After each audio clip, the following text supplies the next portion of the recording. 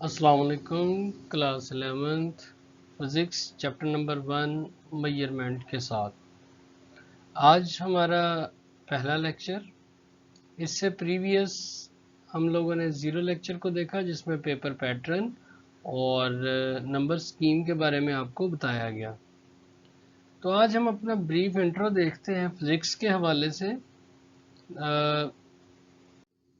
जब हम बात करते हैं इंट्रोडक्शन की, तो इसमें सबसे पहले जो लोग थे यानी साइंटिस्ट वगैरह, उन्होंने जब नेचुरल फिनोमिनास को और बहुत से फिजिकल फिनोमिनास को देखा, तो साइंस का नाम उस वक्त जो रखा गया वो था नेचुरल फिलॉसफी। यानी ये कुछ बैकग्राउंड हिस्ट्री है जिसके बारे में जानना बहुत ज़रूरी होता है। तो नेचुरल फिलॉसफी शुरू में तमाम साइंसेस जो भी नॉलेज लिया जाता है उसको नेचुरल फिलॉसफी कहा जाता है। फिर लेटर ऑन इसे मॉडिफाई किया गया दो चीज़ों के अंदर। एक बायोलॉजिकल साइंसेस यानी जिसके अंदर बायोलॉजी, जोलॉजी और बॉटनी वगैरह शामिल थी, यानी लिविंग बीइंग्स की साइंस कहा गया इसको। और दूसरी हमारे पास फिजिकल साइंसेस थी जिनमें फिजिक्स, केमिस्ट्री और एस्ट्रोनॉमी वगैरह इस तरह के सब्जेक्ट काउंट किए गए।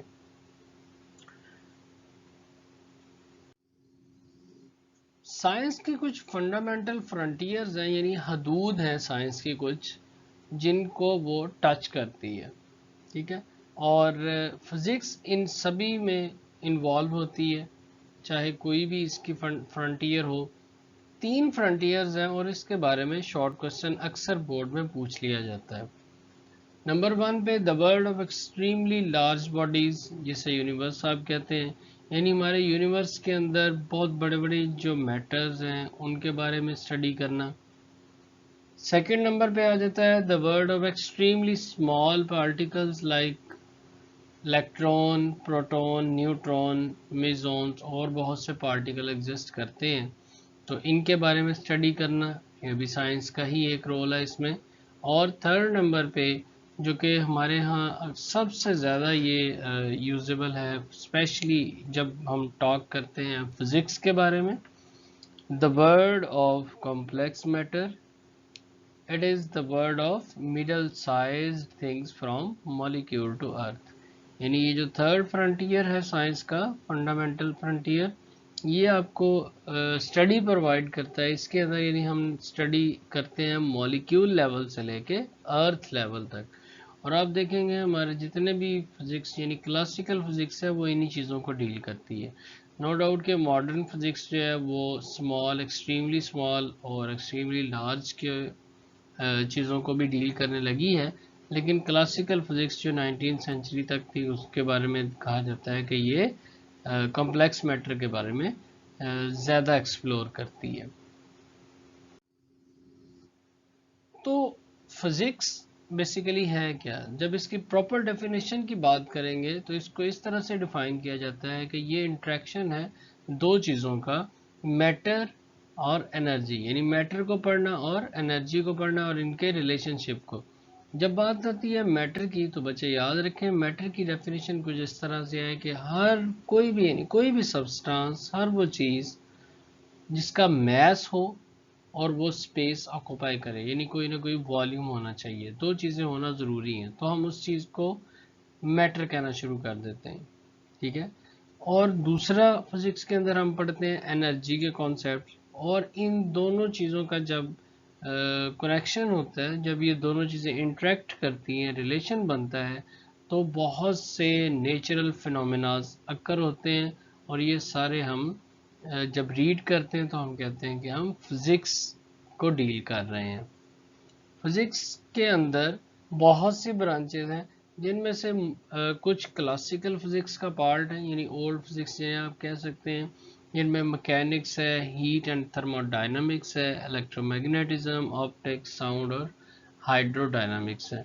इनमें से अक्सर व बेशतर आप अपनी 9th और 10th फिज़िक्स में पढ़ चुके, जैसा कि 9th का चैप्टर नंबर 2 और 3 काइनेमेटिक्स और डायनामिक्स, ये दोनों मैकेनिक्स का पार्ट हैं।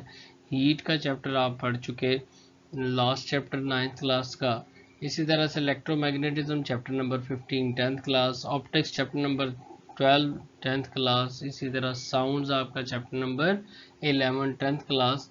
अलबत्ता आप थर्मोडायनामिक्स और हाइड्रोडायनामिक्स को नहीं पढ़ सके, जबकि ये दोनों आप लेटर ऑन स्टडी करेंगे। अब यहाँ कुछ आपको मॉडर्न ब्रांचेस ऑफ फिजिक्स नज़र आ रही हैं जो कि मॉडर्न फिजिक्स का पार्ट है। ये रिसेंटली इमर्जिंग यानी 20th सेंचुरी और इसके बाद से ये न्यू ब्रांचेस इंट्रोड्यूस हुई जब मॉडर्न फिजिक्स का एरा चला। इनमें स्पेशल रिलेटिविटी और जनरल रिलेटिविटी की थ्योरी पेश की आइंस्टाइन की तरफ से ये हुई, फिर क्वांटम मैकेनिक्स जनरेट हुई, उसके बाद solid state physics, particle physics और स्पेस फिजिक्स आहिस्ता आहिस्ता मैदान में आना शुरू हो गई। तो ये थी चंद एक ब्रांचेस जो यानी कुछ क्लासिकल फिजिक्स से हैं और कुछ मॉडर्न फिजिक्स से हैं। आपको जस्ट यहाँ पे बुक के अंदर नेम वगैरह दिए गए हैं, इनकी डिटेल्स नहीं हैं।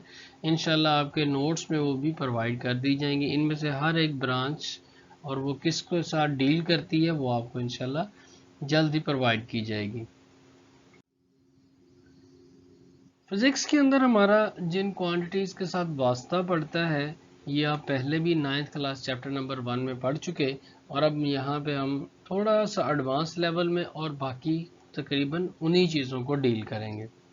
फिजिकल क्वांटिटीज़ आप पढ़ चुके और यहाँ भी सेम डेफिनेशन है, all those quantities which can be measured accurately, तो वो उनको आप क्या कहते हैं, फिजिकल क्वांटिटीज़। कब आपने ये पढ़ा था, all measurable quantities are physical quantities, वो भी सही डेफिनेशन है। इनको हम दो कैटेगरीज में डिवाइड करते हैं। नंबर 1 आपके पास बेस क्वांटिटीज और नंबर 2 पे आपके पास डिराइव्ड क्वांटिटीज।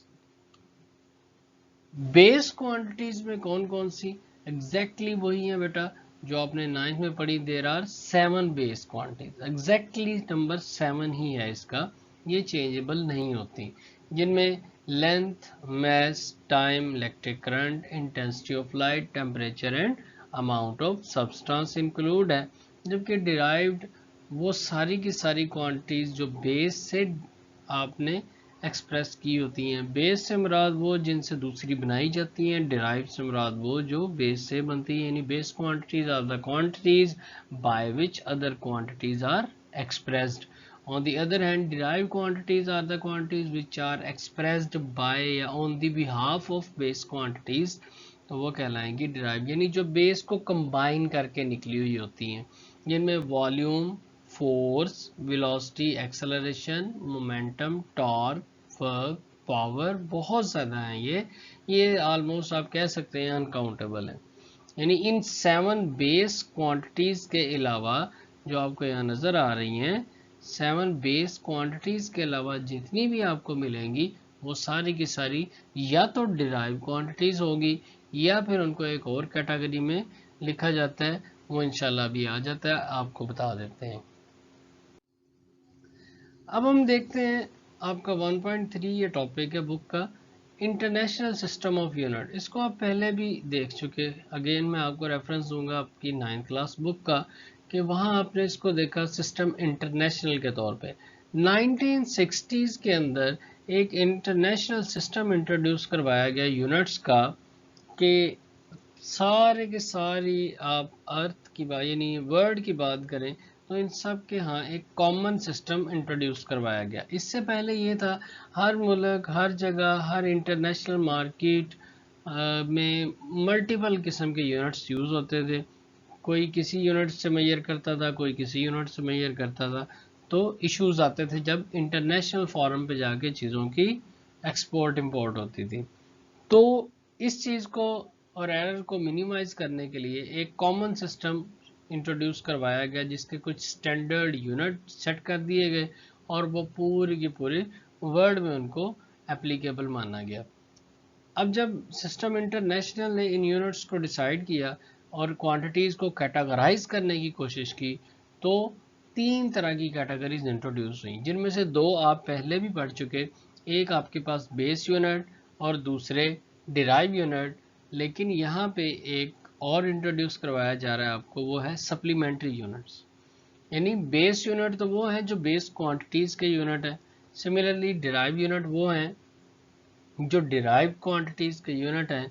लेकिन सप्लीमेंट्री यहाँ पे एक न्यू फॉर्म है, यानी जो ना तो बेस में है ना ही डिराइव में है, बल्कि इन दोनों के बैन बैन यानी इन बिटवीन है, उनको फिर सप्लीमेंट्री यूनिट्स में काउंट किया गया।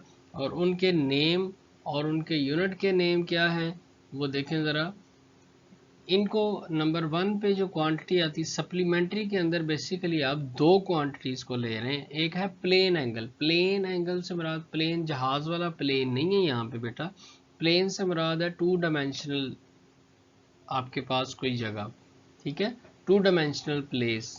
तो प्लेन एंगल से मुराद 2D से मुराद 2 डायमेंशन यानी एक्स और वाई एक्सिस जैसे होता है। तो इनके नाम, इसके यूनिट का नाम होता है रेडियन और सिंबल होती है RAD, स्मॉल r से लिखना है आपने।